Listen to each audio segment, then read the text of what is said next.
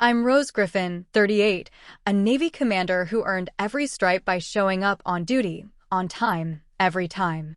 For years, I covered bills, solved crises, and kept my family afloat. But when my sister flew my parents to Rome on my wedding morning, leaving a note that I was a nobody in uniform, I drew a line that changed everything. Ever been dismissed or betrayed by the people you carried? Share your story in the comments. You're not alone. Before I dive in, tell me where you're tuning in from. And if you've ever had to stand up for yourself after being wronged, hit like and subscribe for more true stories about boundaries and self-respect. What happened next might surprise you. The signs started 6 months before my wedding. Small things at first, comments that fell off, moments where the conversation shifted just a little too quickly away from me. My sister Lauren had always been the spotlight seeker, but something felt different this time. We were at Sunday dinner when I mentioned the wedding timeline. Mom was passing the potatoes, and I said something about finalizing the guest list. Lauren looked up from her phone and rolled her eyes.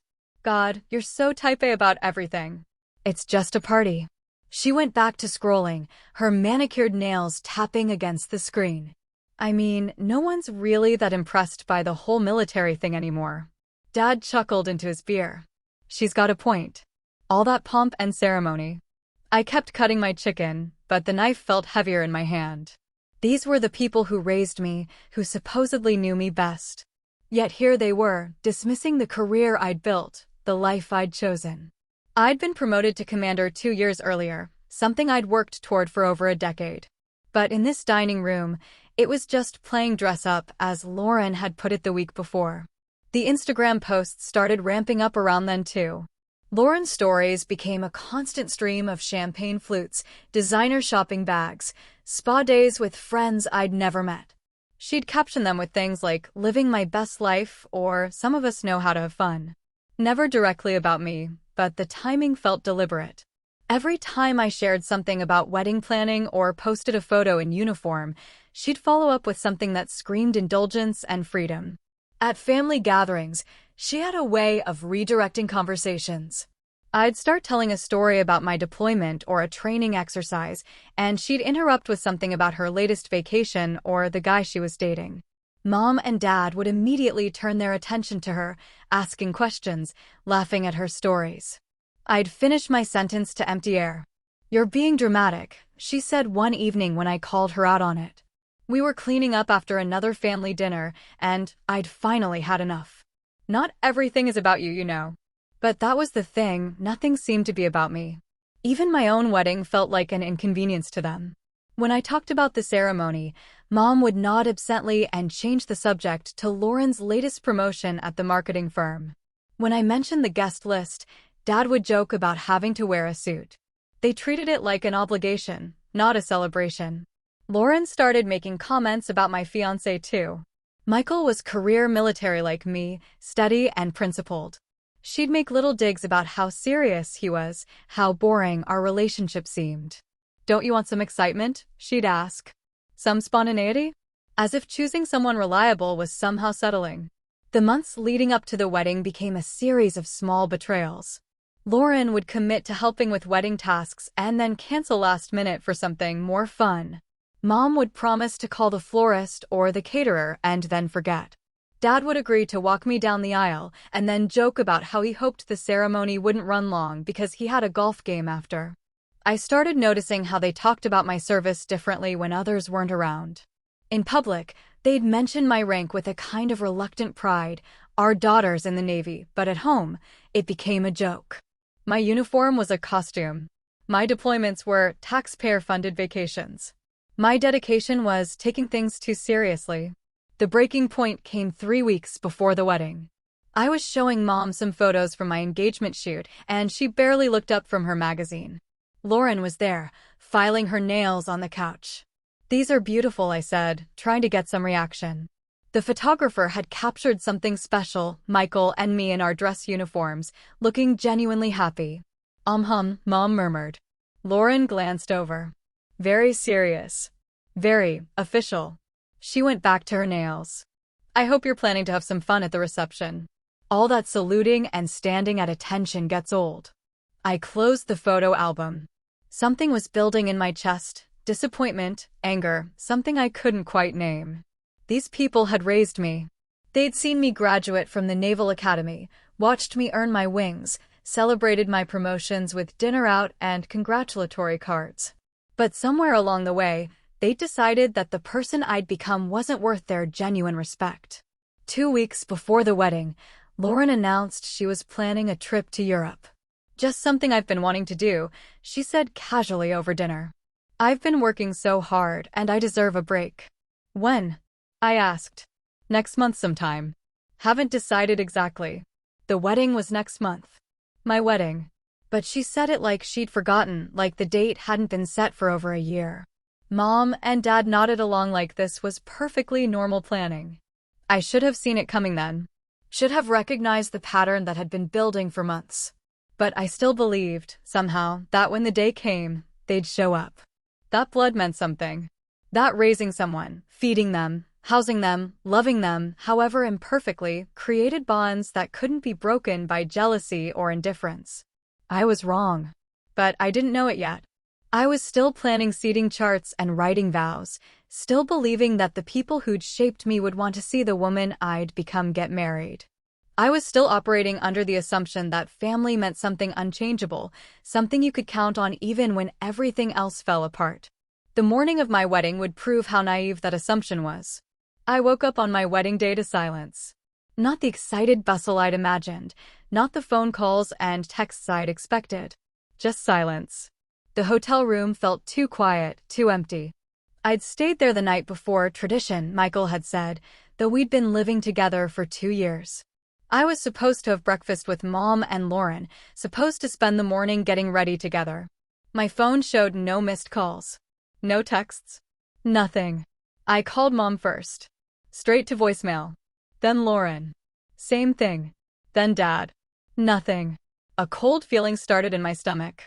I told myself they were probably just running late, probably dealing with some last-minute emergency. But the silence felt different. Deliberate. At 10:30, there was a knock on my door.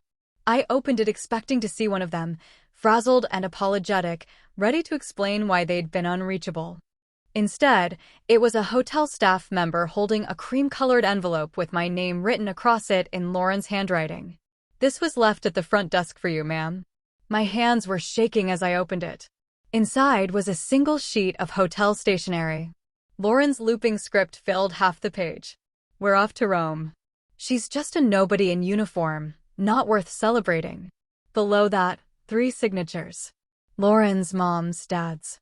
I read it twice before the words sank in. Then I sat down hard on the bed, the paper still in my hands. They were gone.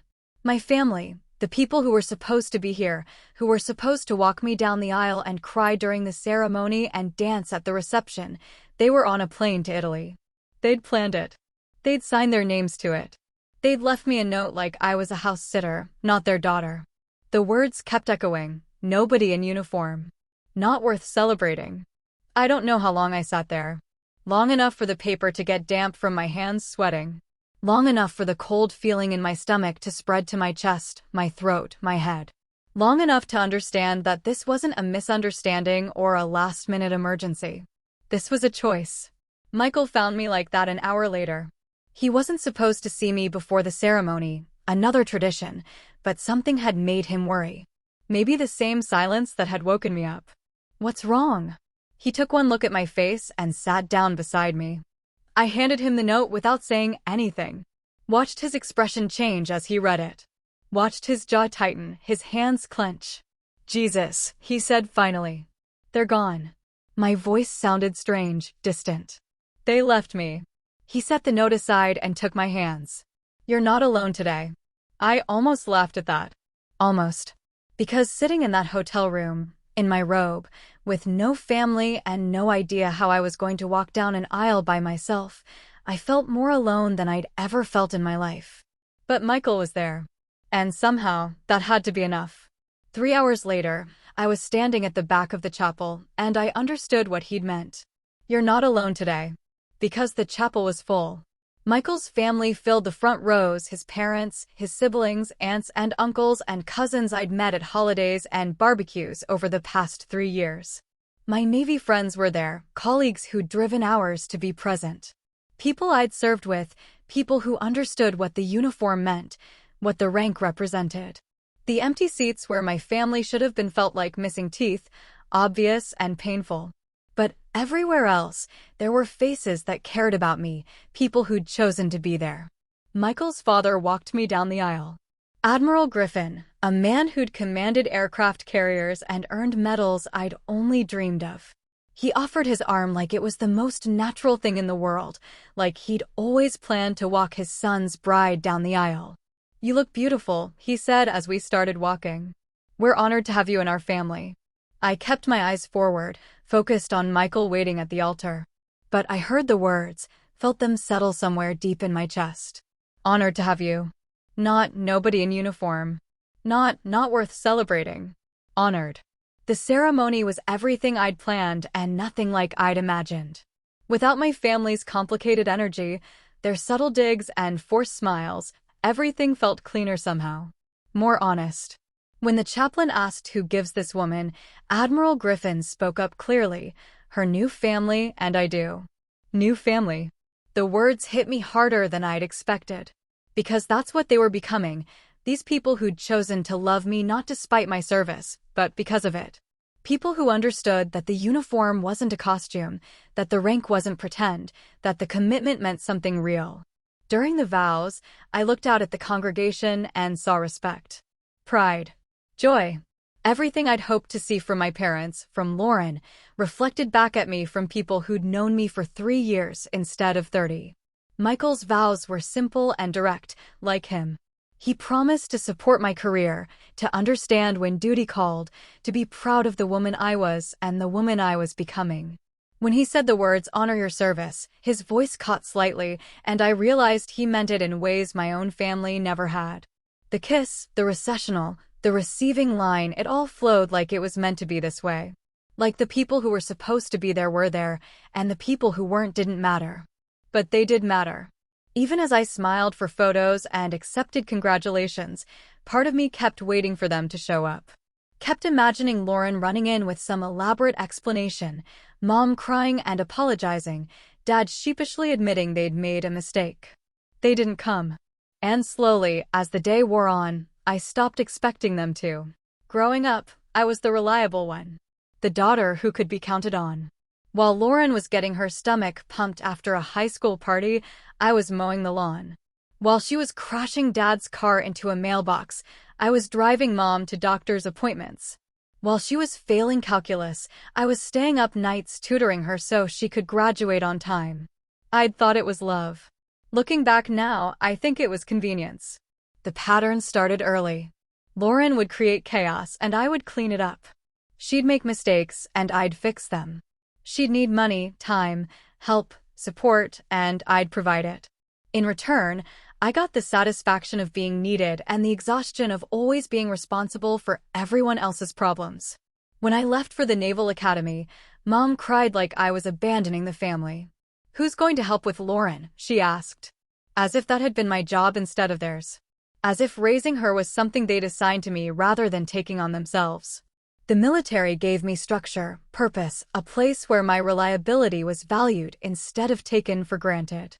I thrived there in ways I never had at home.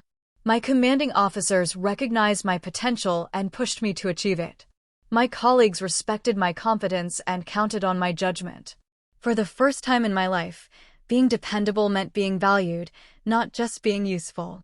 But every time I came home on leave, the old patterns reasserted themselves. Lauren would be in some new crisis, money trouble, relationship drama, career disappointment, and everyone would look to me to fix it. I'd wire her money from my savings. I'd listen to her problems for hours. I'd give advice she wouldn't take and support she didn't appreciate. My promotions were met with polite congratulations and quick changes of subject. My deployments were inconveniences that kept me from being available when Lauren needed something. My achievements were overshadowed by her latest emergency. I remember coming home after making lieutenant commander. I'd worked for years toward that promotion, had competed against dozens of qualified officers, had earned recognition for my leadership and technical skills. At dinner that night, I tried to explain what it meant, the additional responsibility, the trust it represented, the doors it opened for future advancement. Lauren listened for about 2 minutes before interrupting. That's great, but I need to ask you something. She'd been laid off from another job, needed money for rent. The conversation turned to her problems, her needs, her crisis of the moment. My promotion became background noise. That was the pattern. My successes were footnotes to her failures. My stability was a resource she could draw on when her instability caught up with her. My strength was something that existed to compensate for her weaknesses. I kept participating in it because I thought it was what families did. You helped when help was needed. You sacrificed when sacrifice was required. You put family first, even when family didn't put you first in return. The deployments were the hardest. Not because of the work or the danger or the time away, but because of how my family talked about them. To them, deployment meant I was unavailable. They'd complain about not being able to reach me, about having to handle Lauren's crises without my input, about missing me at holidays and family events. They never talked about what I was doing overseas. Never asked about the work, the responsibility, the weight of leading sailors in dangerous situations. They never acknowledged that I was serving something larger than myself, that the time away meant something more significant than inconvenience for them. Lauren would call my deployments taxpayer-funded vacations. Dad would joke that I was off playing sailor. Mom would count down the days until I'd be home and available again. Available. That's what I was to them. Not a person with her own life, her own goals, her own achievements worth celebrating. Available. A resource to be used when needed and ignored when not. The money I sent home over the years could have bought a car. Maybe a house. Instead, it went to Lauren's rent, Lauren's car repairs, Lauren's credit card bills, Lauren's emergencies. I told myself it was family obligation, but really it was enabling. I was making it possible for her to stay irresponsible by always being there to catch her when she fell. And my parents let it happen. Encouraged it, even. They'd call me when Lauren was in trouble, knowing I'd help. They'd guilt me into sending money, making arrangements, fixing problems that weren't mine to fix. They'd praise my generosity and reliability while taking it completely for granted. That history made the wedding day betrayal cut so much deeper. Because it wasn't just about missing one day. It was about 30 years of being taken for granted, of being valued only for what I could provide, of having my own accomplishments minimized while Lauren's problems took center stage. The note, "Nobody in uniform, not worth celebrating," was just the logical conclusion of how they'd always seen me. The uniform was a costume because my career was a hobby. I wasn't worth celebrating because I'd never been worth celebrating. I was worth having around when they needed something, but not worth showing up for when I needed them. Sitting in that hotel room, reading those words, I finally saw the relationship clearly. I wasn't their daughter. I was their insurance policy. I wasn't Lauren's sister. I was her safety net. I wasn't a person they loved. I was a function they relied on. And they'd rather be sipping espresso in Rome than watching that function get married. After the ceremony, I found myself in a quiet corner of the reception hall, holding a glass of champagne I hadn't touched. The reception was in full swing. Michael's family had made sure of that, but I needed a moment to process everything that had happened. For the first time in hours, I let myself really think about the note. About my family, somewhere in Italy, posting photos of the Colosseum while I celebrated the biggest day of my life without them. I thought about all the years I'd spent trying to earn their love, their approval, their basic respect. The money I'd sent. The problems I'd solved. The sacrifices I'd made. The ways I'd twisted myself into whatever shape they needed me to be. And for what? A mocking note and plane tickets to Rome. The pattern was so clear now. I'd been playing a role in their family drama, but it wasn't the role I'd thought. I wasn't the beloved daughter or the cherished sister. I was the supporting character who made everyone else's story possible. The reliable one who cleaned up messes, provided resources, and never demanded too much attention or care in return. Lauren got to be the star, dramatic, unpredictable, always in crisis, but always forgiven. Mom and Dad got to be the long-suffering parents, dealing with one daughter's chaos while counting on the other daughter's stability. I got to be the background player who made it all work. But supporting characters don't get wedding days. They don't get celebrated. They don't get prioritized. They get used when needed and ignored when not. The betrayal wasn't sudden. It was just the loudest expression of what had been true all along. I'd spent 3 decades believing that if I was good enough, reliable enough, helpful enough, they'd eventually see me as more than just a resource. I'd thought that my promotions, my achievements, my steady progress through life would earn their pride, their interest, their genuine love. Instead, I'd enabled them to keep seeing me as exactly what I'd always been to them, the daughter who could be counted on to handle things so they could focus on more interesting people and problems. Michael appeared beside me, 2 plates of food in his hands. "You disappeared," he said, offering me one. "Just needed a minute." He sat down without being invited, settling into the quiet with me. That was one of the things I loved about him. He didn't need to fill every silence with words. He could just be present. "How are you holding up?" I looked out at the reception. His parents were dancing to some old song I didn't recognize. His sister was taking photos with her kids. His Naval Academy roommate was telling some story that had everyone at his table laughing. "They're good people," I said. "They are. And they love you." He followed my gaze. "Dad's been planning that walk down the aisle since we got engaged." He was honored when I asked him. Honored. There was that word again. Not obligated or guilt into it. Honored. "Your family loves me more than my family loves me," I said. It wasn't self-pity, it was just a fact. Michael set down his plate and took my hand. "Their loss." Such simple words, but they hit something deep. Their loss. Because what they'd lost wasn't just my wedding day. They'd lost the right to be part of whatever came next. They'd lost the opportunity to know me as a married woman, to be grandparents to my children if I had them, to share in the life I was building. They'd chosen a weekend in Rome over a lifetime of relationship. They'd chosen cruelty over love, jealousy over support, judgment over acceptance. Their loss. For the first time since reading that note, I felt something other than hurt. I felt free. Free from the obligation to keep trying to earn something that was never going to be freely given. Free from the role I'd been playing in their family drama. Free from the expectation that I owed them my energy, my money, my emotional labor just because we shared DNA. "I don't think I want to fix this," I said. Michael squeezed my hand. "You don't have to. I've been trying to earn their love my whole life. Maybe it's time to stop. Maybe it is." We sat in comfortable silence, watching his family, my new family, celebrate around us. These people who'd known me for 3 years cared more about my happiness than the people who'd known me for 30. They'd shown up not because they had to, but because they wanted to. They'd honored my service, respected my choices, welcomed me into their circle. Maybe that's what family actually was. Not the people who raised you, but the people who chose to love you. Not the people you shared blood with, but the people you chose to build a life with. My phone buzzed.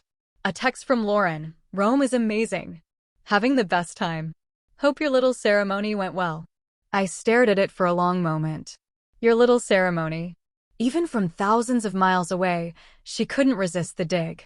I deleted the text without responding and put my phone away. Michael raised his champagne glass. "To new beginnings."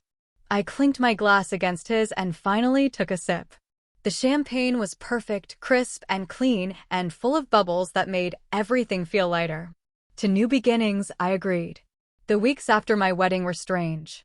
I kept expecting some dramatic reconciliation scene, Lauren showing up at my door with flowers and apologies, my parents calling to explain that they'd made a terrible mistake. But the silence stretched on. Lauren posted photos from Rome like she was on some grand adventure. The Trevi Fountain, the Spanish Steps, endless plates of pasta and glasses of wine. She looked radiant in every shot, glowing with the satisfaction of someone who'd gotten exactly what she wanted. The photos got hundreds of likes, dozens of comments. "Living your best life. So jealous. You deserve this trip." No one seemed to notice that she'd missed her sister's wedding to take it. Actually, that wasn't true. People did notice. Just not the people commenting on her Instagram. My aunt called 3 days after the wedding. "I saw the photos," she said. "It looked beautiful. But where were your parents? Where was Lauren?" I'd practiced this conversation in my head, but I still wasn't ready for it. They had other plans. A long pause. Other plans? For your wedding day? They went to Rome. Another pause, longer this time. They went to Rome instead of coming to your wedding. That's right. Oh, honey. Her voice was soft, shocked. I'm so sorry. More calls came. Cousins, family, friends, people who'd expected to see my parents and sister at the wedding and had noticed their absence. Each conversation was a small humiliation, having to explain that my own family had chosen a vacation over my wedding day. But something interesting happened as the week went on. Instead of sympathy, I started hearing anger. Anger on my behalf. That's unforgivable, my cousin said. I can't believe they would do that to you, said a family friend. After everything you've done for them over the years, said my aunt.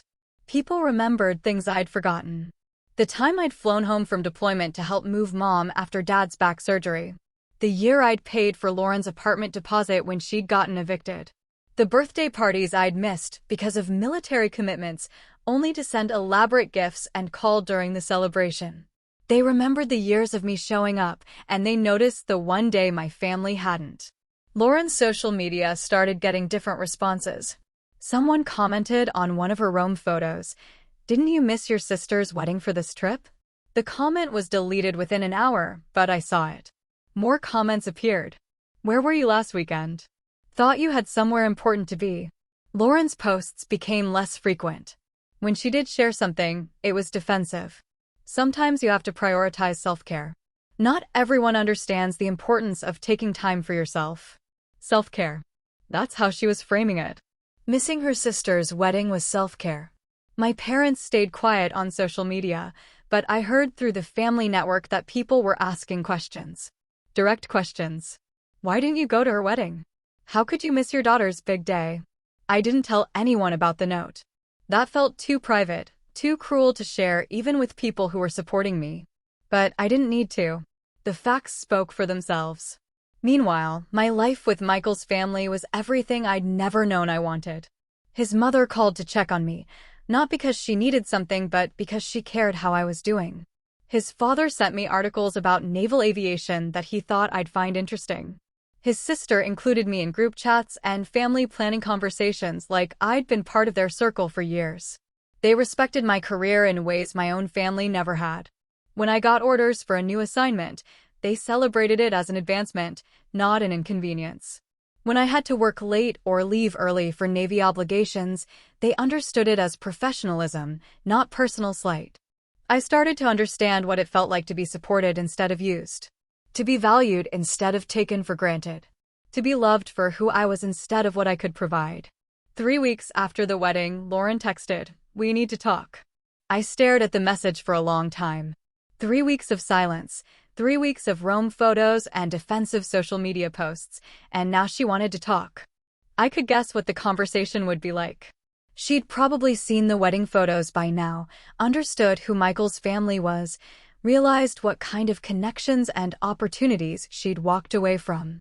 She'd want to smooth things over, get back into my good graces, position herself to benefit from my new relationships. The old me would have called her back immediately. Would have been grateful for any opening, any chance to repair the relationship. Would have been ready to accept apologies and move forward like nothing had happened. But I wasn't the old me anymore.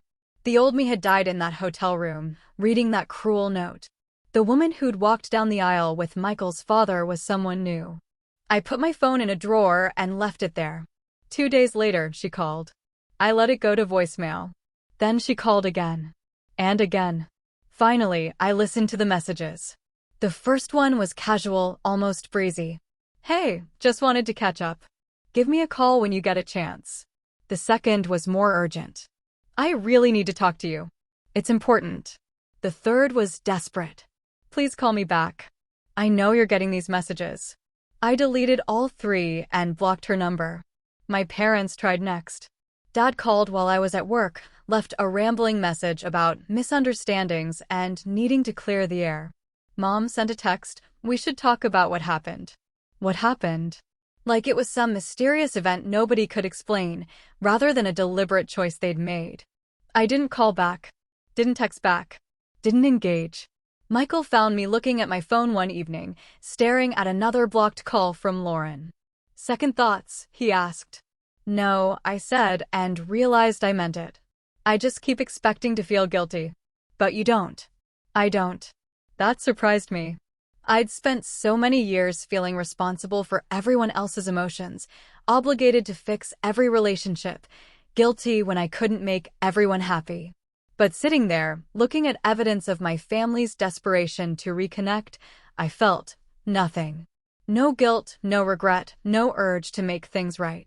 "They made their choice," I said. "Now I'm making mine." Michael kissed the top of my head. "I'm proud of you." Proud. Another word my own family had rarely used about me, and that my new family used regularly. That night, I changed my phone number. 6 months later, I was promoted to captain. Michael's family celebrated like it was their own achievement. His mother sent flowers to my office. His father called personally to congratulate me. His sister posted on social media about how proud she was to have such an accomplished sister-in-law. I wondered if my parents even knew. If Lauren had heard through the family network, if they understood what they'd missed. But only briefly. Their opinions didn't matter anymore. Their approval wasn't something I needed or wanted. I'd built a new life, with new family, with people who loved me for exactly who I was. The uniform wasn't a costume to them, it was a symbol of honor and service. My rank wasn't pretend, it was recognition of real leadership and competence. My commitment wasn't excessive, it was admirable. For the first time in my life, I was exactly where I belonged, with exactly the people who deserved to be there. The lesson took me 30 years to learn, but it was worth the wait. Some bonds are broken not to destroy you, but to set you free. A year after my wedding, Lauren showed up at my workplace. I was coming out of a meeting when I saw her in the lobby, looking smaller than I remembered. She'd lost weight, and there were circles under her eyes that makeup couldn't quite hide. "Hi," she said when she saw me. I stopped walking but didn't approach. "How did you find me?" "I called your old number for months. When I couldn't reach you, I hired someone to track down your new address, your work location." She looked embarrassed. "I know how that sounds."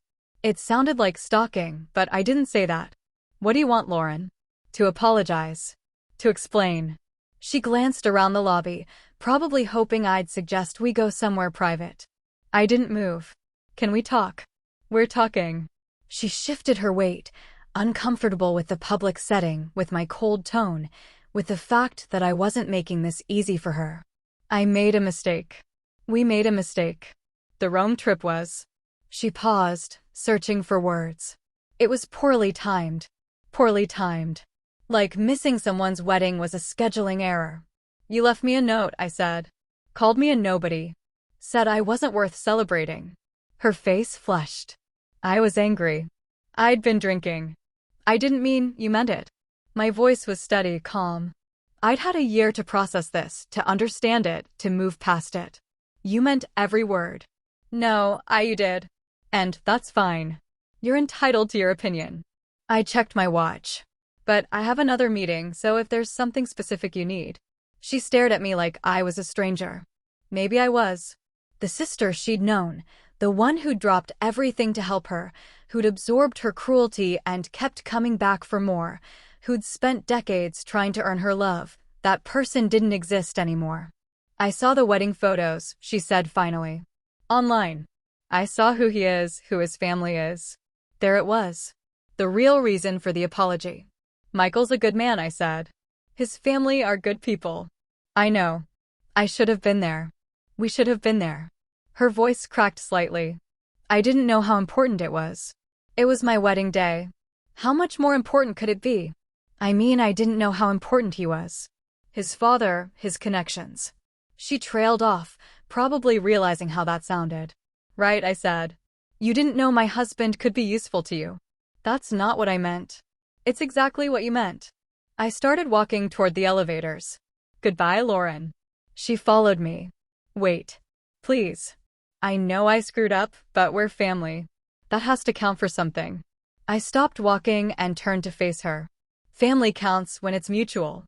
When people show up for each other. When they support each other. When they celebrate each other's successes instead of resenting them.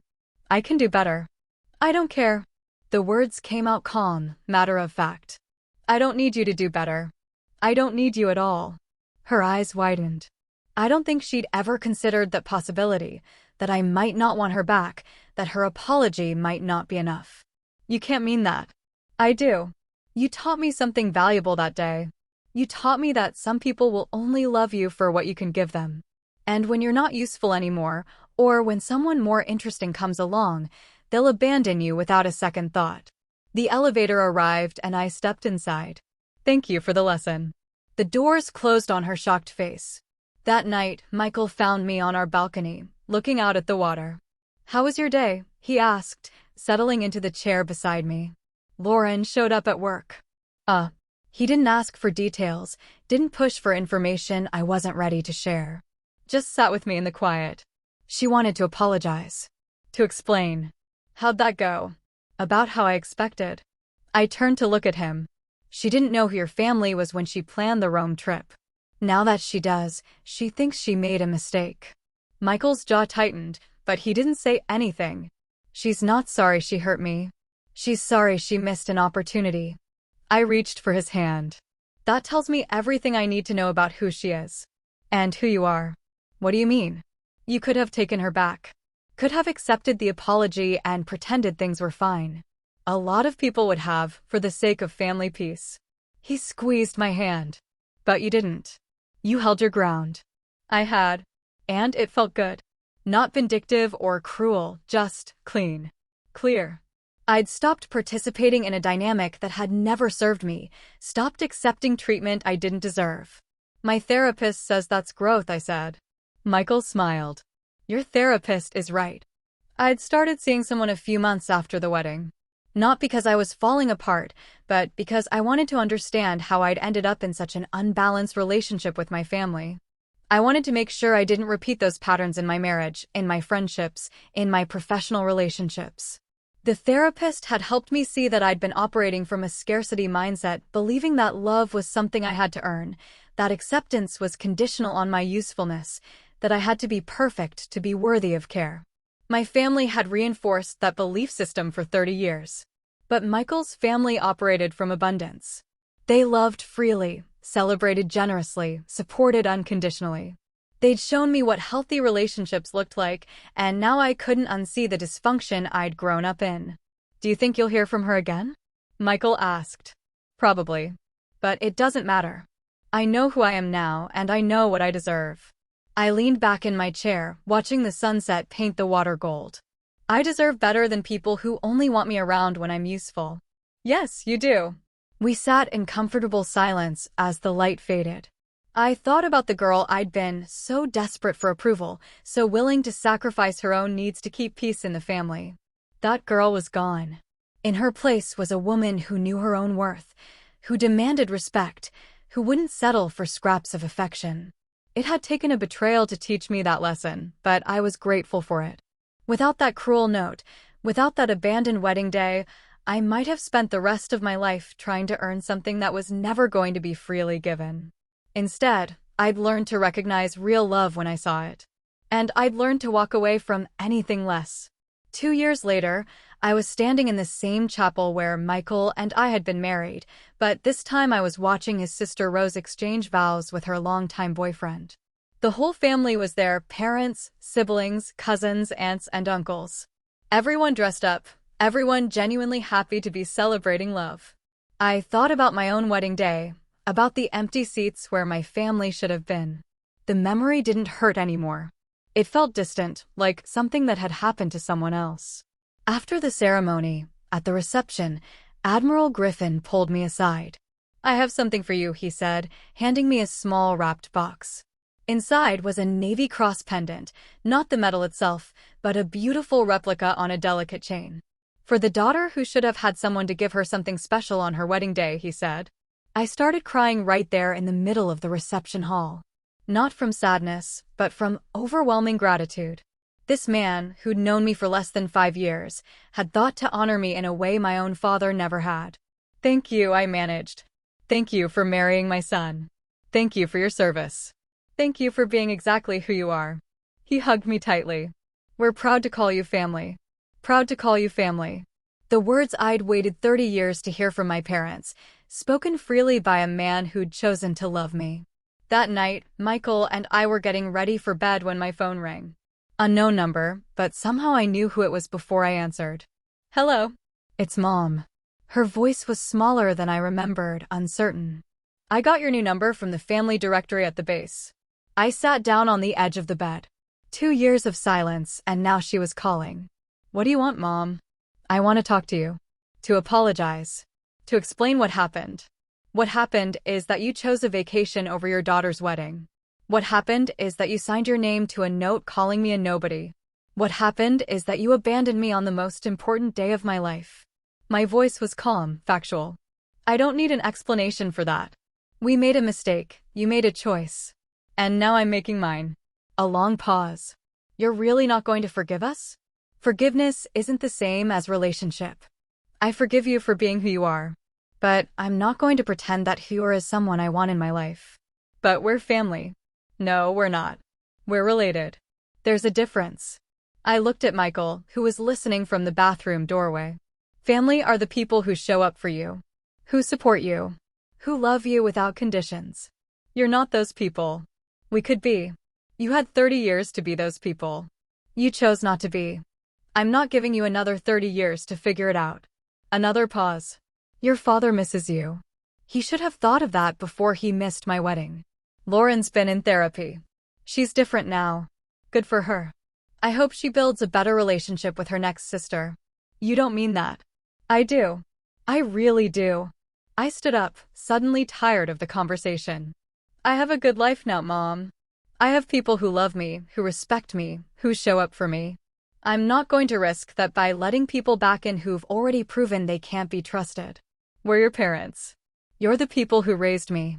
But parents are people who continue to love and support their children throughout their lives. You're not those people either. I walked to the window, looking out at the lights of the harbor.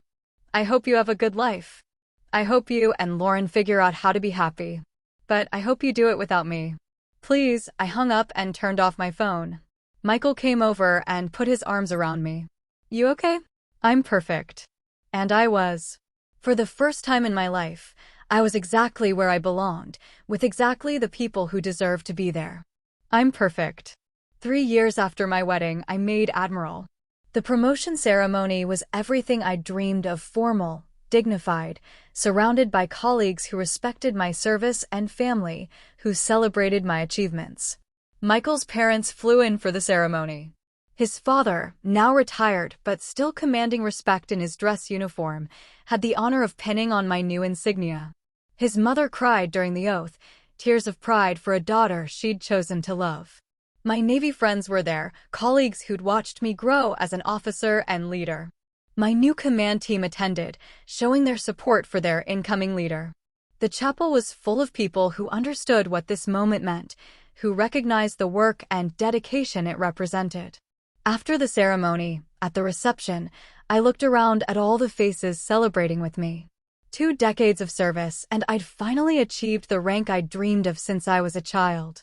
I was surrounded by people who valued my accomplishment, who saw my promotion as the culmination of years of hard work and sacrifice. My phone buzzed with congratulations from friends and colleagues who couldn't attend. Social media filled with photos and well wishes from my Naval Academy classmates, former shipmates, mentors who'd shaped my career. But there were no calls from my parents. No texts from Lauren. No acknowledgement from the people who'd raised me that I'd achieved something extraordinary. And for the first time, their silence didn't hurt. It felt appropriate. Right. These weren't people who belonged in this moment, who deserved to share in this achievement. These weren't people who'd supported the journey that led here. I'd learned to build my own family, people who chose to love me, who showed up consistently, who celebrated my successes and supported me through challenges. People who saw my uniform as a symbol of honor, my rank as recognition of leadership, my service as something to be proud of. Michael found me during the reception, looking radiant in his dress uniform. How does it feel, Admiral? Perfect, I said, and meant it. Everything feels perfect. He spun me around the dance floor while his parents watched and beamed. While my colleagues applauded. while my chosen family celebrated the woman I'd become. Later that night, as we were leaving the reception, Michael's mother pulled me aside. "I want you to know something," she said. "The day we walked you down that aisle, when your own family wasn't there, that wasn't just about doing the right thing.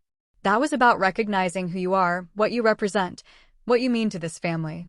She squeezed my hands. "We didn't step in because we felt sorry for you. We stepped in because we're honored to call you our daughter."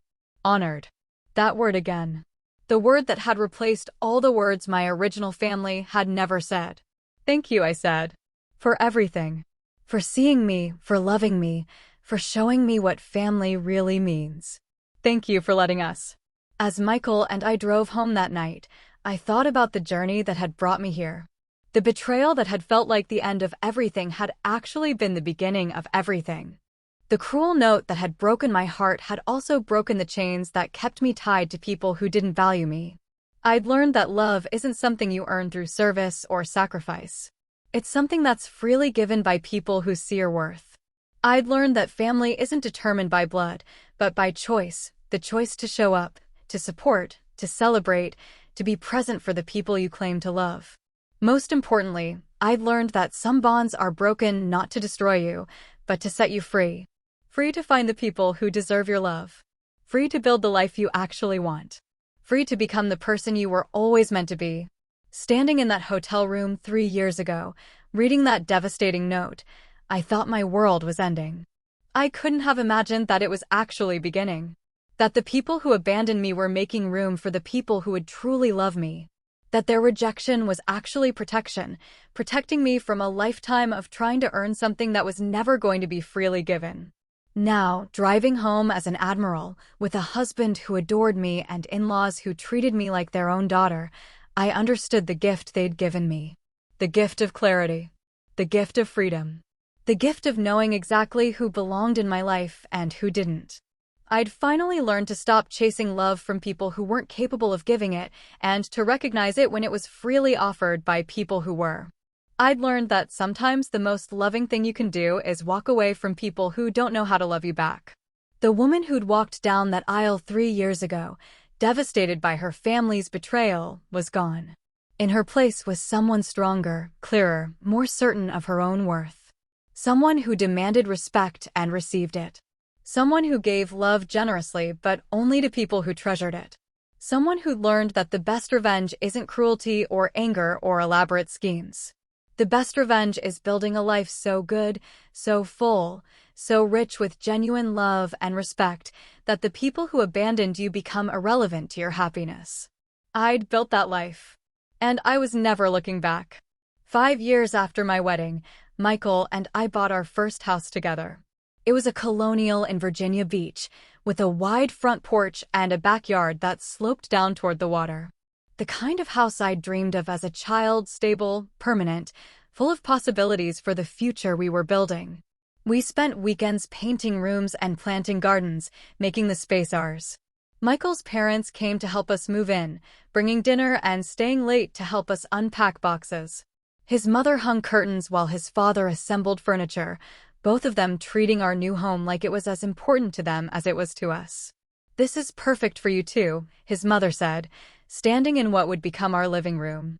"You can see the water from here, and there's enough space for." She paused, smiling. "Well, for whatever comes next." Whatever comes next. We'd been talking about children, about starting a family of our own. The conversation felt different than it might have years earlier, because now I understood what family really meant. I knew how to create the kind of home where children would feel valued, supported, celebrated for who they were rather than what they could provide. That evening, after his parents had gone home and we were sitting on our new back deck watching the sunset, Michael brought up something we'd been discussing for months. "I got the orders today," he said. "The Pentagon assignment. 2 years, starting this fall." I'd known it was coming. We'd both known. His career was progressing as steadily as mine, and the Pentagon was an important step for any naval officer with ambitions of flag rank. "That's amazing," I said, and meant it. "You've worked toward this for years." "We both have. The assignment includes family quarters. Good schools for when we're ready for that." He reached for my hand. It means we'd be close to DC, close to where your family lives. The words hung in the air between us. Close to where my family lives. We hadn't talked about them in months, hadn't mentioned the possibility that proximity might complicate the careful boundaries I'd built. How do you feel about that? He asked. I considered the question seriously. 5 years ago, the thought of being in the same city as my parents and Lauren would have filled me with dread. The possibility of running into them, of having to navigate awkward encounters or unwanted contact, would have been overwhelming. Now, it doesn't matter, I said, and realized I meant it completely. They're not part of my life anymore. Where they live is irrelevant to where we live. Michael studied my face in the fading light. You're sure? I'm sure. They made their choice and I made mine. Geography doesn't change that.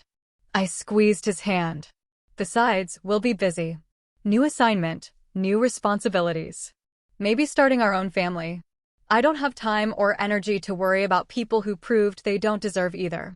6 months later, we were settled in Bethesda, in a townhouse with a small garden and easy access to both the Pentagon and the Naval Academy where I'd been assigned as an instructor. The move felt like another beginning, another step forward in the life we were building together. I loved teaching. The midshipmen reminded me of myself at that age, eager, uncertain, full of dreams about serving something larger than themselves. I tried to be the kind of mentor I'd wished for during my own academy years, someone who recognized their potential and pushed them to achieve it. One afternoon, I was leaving my office when I saw a familiar figure in the parking lot. Lauren, leaning against a car that was definitely not hers, too expensive, too new. She looked older, more polished than I remembered.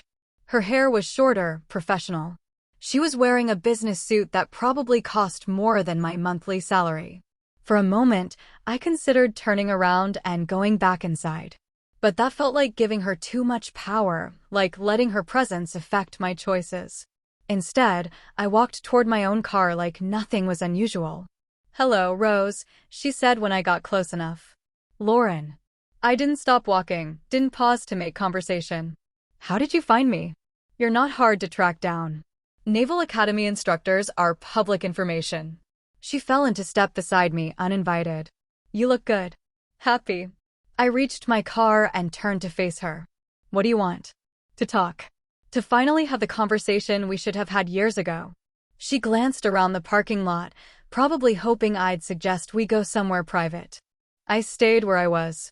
I know you don't want to hear this, but I need to say it anyway. I was wrong. We were wrong. About everything. Okay. I pulled out my keys, making it clear I wasn't planning to stay long. You were wrong. Anything else? She blinked, probably surprised by my lack of reaction. Don't you want to know why? Don't you want to understand what happened? I already understand what happened. You were jealous of my life, my career, my relationship. You couldn't stand that I was happy, so you decided to ruin the most important day of my life. Then you spent years regretting it when you realized what you'd cost yourself. I opened my car door. That about sum it up? It's more complicated than that. No, it isn't. You made a choice. I made a choice. We're both living with the consequences. I got into my car, but left the door open so I could finish the conversation. The difference is, I'm happy with mine. I've changed, she said desperately. I'm in therapy, I have a good job now, I'm engaged to someone wonderful. I've learned how to be a better person. Good for you. I hope that works out. Rose, please. We're sisters. That has to mean something. I looked at her for a long moment, really looked. She was thinner than she'd been at my wedding, and there were lines around her eyes that hadn't been there before. She looked successful but tired, polished but somehow diminished. You know what I learned about family? I said finally. It's not about shared genetics or shared history. It's about showing up. It's about supporting each other through good times and bad. It's about celebrating each other's successes instead of competing with them. I started my engine. You never learned how to do any of that. I could learn now. Maybe. But not with me. I already have a family. People who've proven they know how to love me, how to be there when it matters, how to put my happiness above their own convenience. I put the car in reverse. I don't need another sister, Lauren. And I don't want one who's already proven she can't be trusted. I drove away without looking back, leaving her standing in the parking lot. In my rearview mirror, I could see her watching my car disappear, probably realizing that this conversation hadn't gone the way she'd planned. That night, I told Michael about the encounter. We were making dinner together in our small kitchen, moving around each other with the easy rhythm of people who'd learned to share space harmoniously. "How did that feel?" he asked, chopping vegetables while I seasoned the chicken. "Like talking to a stranger," I said honestly. She looked familiar, but I felt nothing. No anger, no sadness, no urge to reconcile. Nothing. That's probably healthy. It is healthy. 5 years ago, seeing her would have ruined my whole week. I would have replayed every word, analyzed every gesture, wondered if I was making the right choice. I slid the chicken into the oven and set the timer. Today she was just irrelevant. What do you think she wanted? Access. To me, to our life, to Michael's family's connections. Same thing she's always wanted. I started washing the dishes we'd used for prep. She mentioned being engaged. I'm betting her fiancé has money or status, and she wants to add our military connections to her social portfolio. Cynical, but probably accurate. She trained me to be cynical where she's concerned. Years of watching her motivations, learning that she only reached out when she needed something. I dried my hands and turned to face him. I used to think that made me bitter. Now I think it makes me wise. Michael pulled me into his arms. "Wisdom looks good on you." 2 weeks later, Mom called.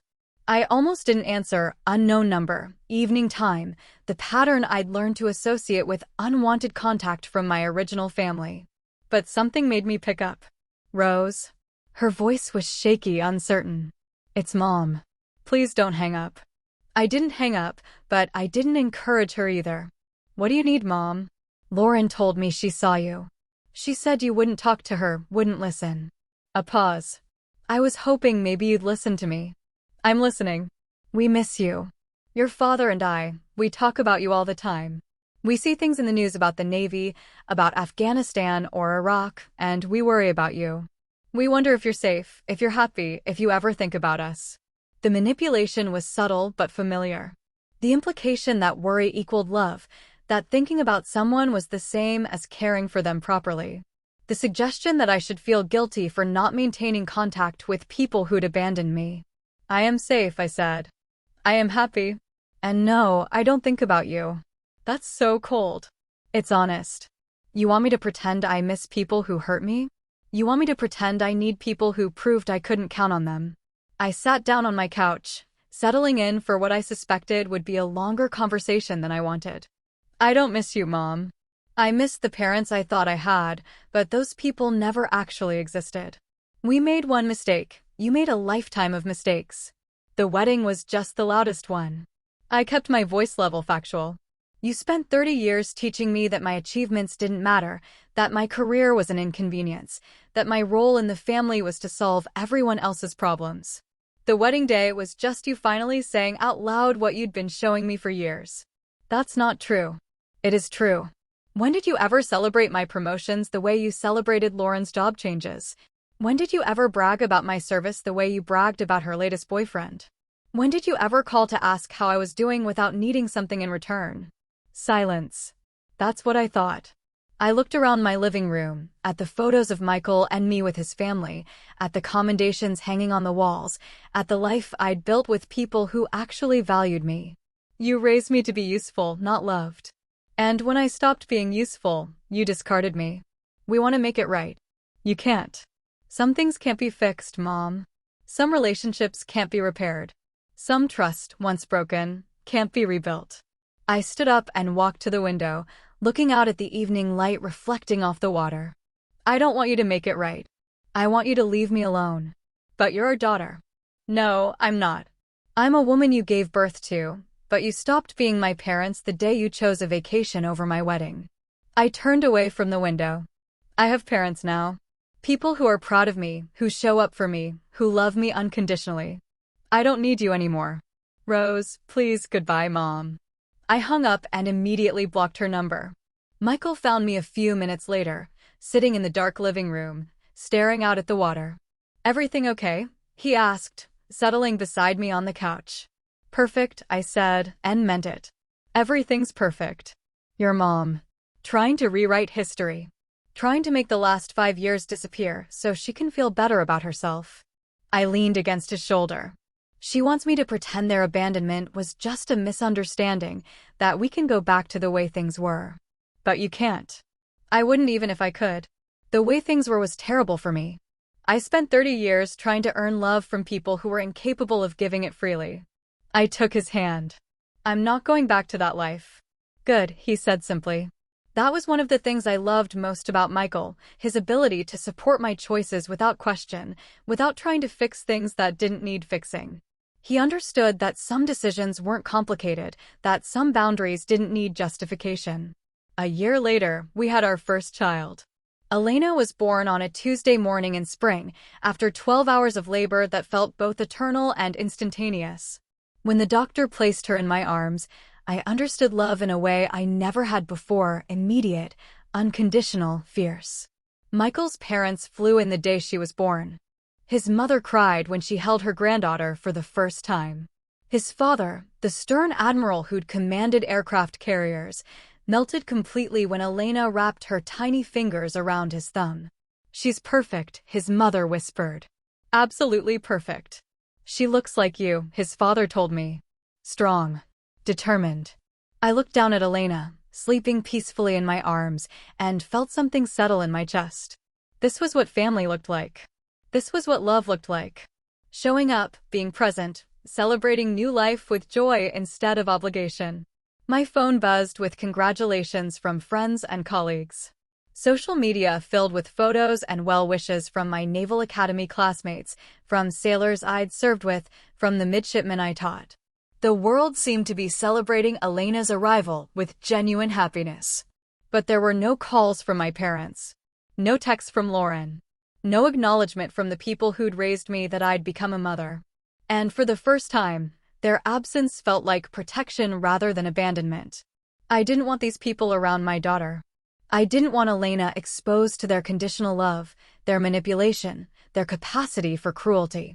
I didn't want her to learn the lessons about family that I'd had to unlearn. She's lucky, Michael said, watching his parents fuss over their granddaughter. She'll grow up knowing what real love looks like. She will, I agreed. She'll never have to wonder if she's worth celebrating.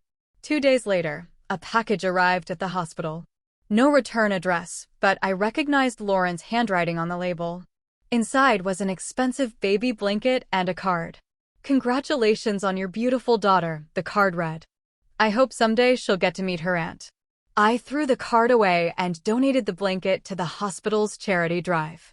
Even in congratulations, Lauren couldn't resist manipulation, the implication that Elena was missing out on something, that I was depriving my daughter of family connections.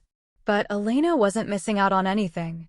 She had grandparents who adored her, aunts and uncles who would spoil her, cousins she'd grow up playing with. She had a family that had chosen to love her before she was even born. She didn't need relatives who would love her conditionally, who would try to use her as a way back into my life, who would teach her that love had to be earned rather than freely given. As I held my daughter that night, listening to her quiet breathing, I made her a promise. She would never have to choose between being loved and being herself. She would never have to earn approval by sacrificing her own needs. She would never have to question whether the people who claimed to love her actually did. She would grow up in a family that celebrated her successes, supported her dreams, and showed up for her unconditionally. She would learn that love wasn't something you had to work for, but something that was freely given by people who truly cared about your happiness. I'd learned those lessons the hard way, through betrayal and abandonment and years of choosing myself over people who didn't choose me back. But Elena would learn them from birth, would grow up knowing her own worth, would never have to fight for the love she deserved. Looking at her sleeping face, I realized that my family's abandonment had been a gift, not just to me, but to her.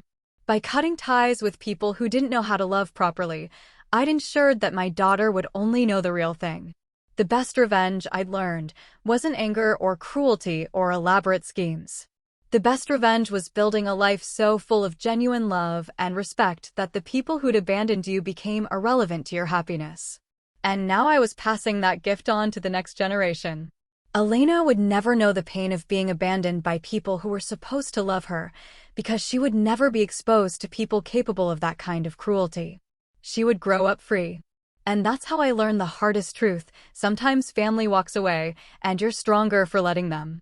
Have you ever been abandoned or underestimated by the very people who should have supported you? Did you cut ties, or give them another chance? Drop your thoughts in the comments and let's talk about it.